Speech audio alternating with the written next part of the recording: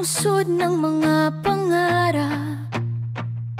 Noong dekada 70, ikaw ay masigla at tahap. Mga kalsadang paikot, mga bahay na matatag.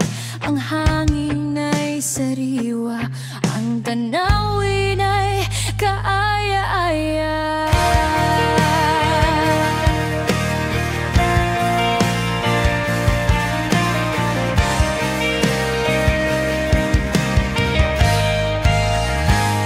Ang mga kabataan may mga pangarap sa mata. Nagtatrabaho sa umaga, nag-aaral sa gabi. Ang kanilang mga puso puno ng pag-asa. Ang